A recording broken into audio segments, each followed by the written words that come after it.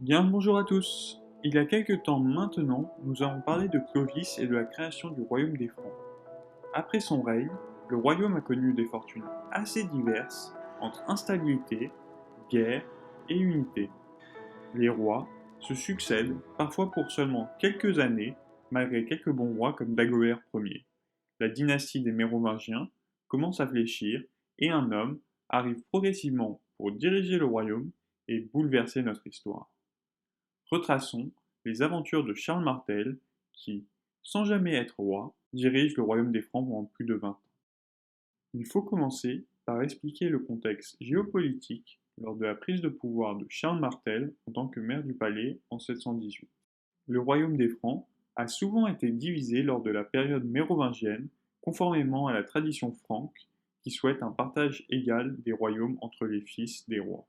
Cela a créé énormément de tensions entre les dirigeants, mais des territoires ont perduré lors de cette période, comme la Neustrie et l'Austrasie. Certains rois, comme Clotaire Ier ou Dagobert Ier, ont réussi à unifier le royaume grâce à d'heureuses circonstances, mais globalement, le royaume finissait toujours divisé à la fin. Pour diriger le royaume, les rois s'appuyaient sur les maires du palais, qui étaient les plus hauts dignitaires des rois des Francs. Cependant, ces maires du palais commençaient progressivement mais sûrement à prendre de plus en plus d'importance. Ils vont acquérir des pouvoirs politiques, des pouvoirs judiciaires et la direction des fonctionnaires. Dagobert Ier, bien conscient du problème qui commence à émerger, va tout faire pour réduire leur pouvoir, mais à sa mort, il ne pourra pas empêcher l'inévitable de se produire. Une famille, en particulier, va prendre le pouvoir, la famille des Pépinides, dont est issu Charles Martel. Après des luttes féroces entre plusieurs familles et le meurtre de Pépin de Herstal, le père de Charles Martel, dans un contexte tendu, va chercher à s'affirmer et commander le royaume des Francs. Son ascension ne sera pas facile. Son père Pépin de Herstal a eu plusieurs femmes et c'est la deuxième femme qui a donné naissance à Charles Martel. Ainsi, la première femme, Plectrude, revendique que c'est son fils, Grimoald II, âgé de 6 ans, qui doit être maire du palais à la place de son mari. Elle enferme donc Charles Martel pour faire promouvoir son fils. Le maire du palais de Neustrie, ainsi que les provinces du royaume, ne voulant pas d'une femme régente au pouvoir, vont se révolter. Après quelques batailles, Charles Martel va réussir à s'échapper en 715, puis prend les commandements de l'armée d'Austrasie. Charles Martel va repousser les velléités de la Neustrie lors de deux batailles clés, Amblève en 718 et Vichy en 717. Puis, il se fait reconnaître maire d'Austrasie en 718 après la défaite de Plectrude. Clotaire IV est alors placé sur le trône d'Austrasie par Charles Martel, mais il aura très peu de pouvoir. Charles Martel est très ambitieux. Il souhaite réunifier le royaume des Francs et va de nouveau attaquer la Neustrie. Les batailles de Néry, Senlis, Soissons et Orléans vont lui permettre de vaincre Infroy, maire du palais de Neustrie, puis de pacifier le royaume des Francs en tant que seul maître véritable du royaume en 718. Sans être le roi à partir de cette année 718, il pourra agir à son bon vouloir pour diriger le royaume des Francs à nouveau unifié. Il va chercher d'abord à étendre ses frontières. Ainsi, de 720 à 738, il conquit de nouveaux territoires et étend le royaume en Autriche et en Allemagne.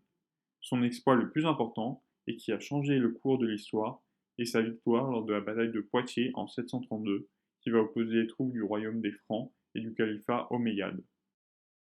Au début du 8e siècle, les musulmans appartenant au califat omeyyade réussissent à conquérir la péninsule ibérique et se rapprochent dangereusement du royaume des Francs. À partir de 721, le chef Abd ar-Rahman lance une expédition et traverse les Pyrénées. Il passe par Bordeaux, puis la ville et s'empare de la vallée du Rhône vers 725. Eudes, duc d'Aquitaine, appelle alors Charles Martel et lui demande à l'aide pour repousser les envahisseurs. Charles Martel, après s'être assuré que de se soumettre à la volonté franque, va affronter les troupes d'Abd ar-Rahman vers Poitiers en 732. Le 25 octobre 732, la bataille commence et est assez brève car Charles Martel réussit à tuer le chef de l'armée, ce qui entraînera le retrait des troupes. Pour votre information, cette bataille voit la naissance du surnom Martel, qui veut dire marteau en ancien français, puisqu'il a écrasé les troupes musulmanes. Charles Martel continue ensuite à repousser les troupes musulmanes en 736 dans le sud de la vallée du Rhône. Il continue ses batailles en 737, récupère Avignon, puis repousse presque complètement les musulmans en 739. C'est la dernière invasion barbare en France. Seul Narbonne sera gardé par les musulmans, qui sera repris en 759 par le fils de Charles Martel, Pépin le Bref. Il utilise alors son pouvoir pour réformer la politique militaire du royaume des Francs et lui donner une solide organisation militaire. Avant Charles Martel, les soldats étaient composés d'hommes libres qui s'équipaient souvent à leurs frais, donc difficilement contrôlables et avec des équipements parfois usagés et non optimisés. Il choisit alors de prendre exemple sur la cavalerie arabe. Le vassal, qui était avant tout un serviteur pour son seigneur, devient un soldat qui bénéficiait d'un bout de la propriété du seigneur contre sa protection. Des troupes de cavaliers se constituaient alors dans tout le royaume et bénéficiaient des moyens des seigneurs pour avoir un équipement optimal. L'organisation féodale est ainsi partiellement créée par Charles Martel. Cette adaptation de l'armée est la plus grande réforme militaire que l'Europe ait connue à cette époque. Charles Martel continue de régner sur le royaume, puis à la mort du roi Thierry IV, décide de ne pas le remplacer. À sa mort en 1641, le royaume est divisé en deux et ses fils Carloman et Pépin le Bref se partagent le royaume. C'est le prémisse de la lignée carolingienne confirmée par le sacre de Pépin le Bref le 28 juillet 1754. C'est la fin de cette vidéo sur Charles Martel.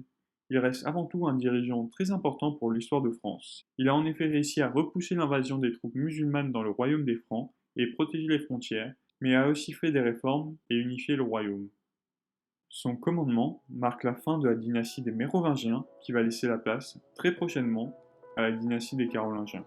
Cette dynastie va être marquée par des très grands rois comme Pépin le Bref, Louis Ier, Charlemagne, qui vont contribuer énormément à faire du royaume des Francs une puissance importante de son époque.